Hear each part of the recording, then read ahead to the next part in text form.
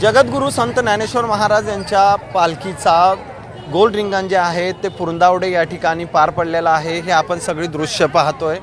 अनेक वारकरी जे आहेत ते या रिंगणामध्ये सहभागी झालेले होते। तसंच या ठिकाणी आपण पाहतोय की जगद्गुरू संत तुकाराम महाराजांचा काही वेळापूर्वी अकलूजमध्ये रिंगण सोहळा गोल पार पडला आणि त्यानंतर पुरंदावडे या ठिकाणी संत ज्ञानेश्वर महाराज यांच्या पालखीचं जे गोल रिंगण आहे तेही पार पडलेलं आहे।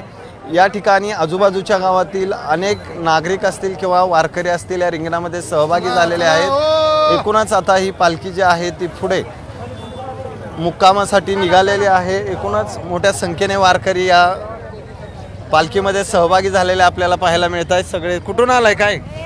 बिडवून आलं बिडवून झाले बरं का? आली का पालखी? अनेक वारकरी खरं तर या दिंडीमध्ये आणि वारीमध्ये सहभागी झाले आपल्याला पाहायला देत आहेत।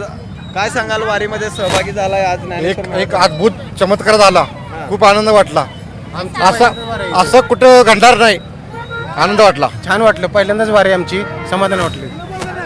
नक्कीच अनेक जण वेगवेगळ्या भागातून राज्याच्या खरं तर वारीमध्ये सहभागी होत असतात आणि वारी म्हणजे एक वेगळा अनुभव असतो। त्याच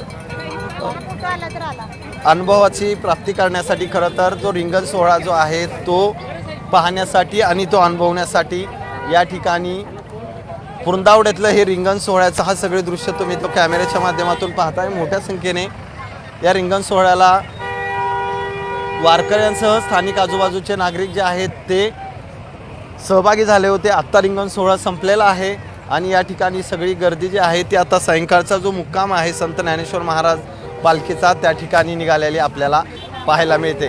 त्यामुळं आज दोन्ही पालख्यांची जी गोल रिंगण आहे ती एक अकलूजमध्ये तर दुसरं पुरंदावड्यामध्ये पार पडलेलं आहे आणि या सगळ्या दृश्यांच्या माध्यमातून आज दोन्ही पालख्या एक अकलूजमध्ये स्थिरावेल तर दुसरी या ठिकाणी पुढे माळशिरस मुक्कामी जाणार आहे। कॅमेरामन आदर्श कटकेसह सचिन जाधव, साम टीव्ही न्यूज, सदाशिवनगर। आता isakal.com आहे देशातील नंबर 1 ची मराठी न्यूज वेबसाईट। प्रत्येक अपडेटसाठी isakal.com ला नक्की भेट द्या।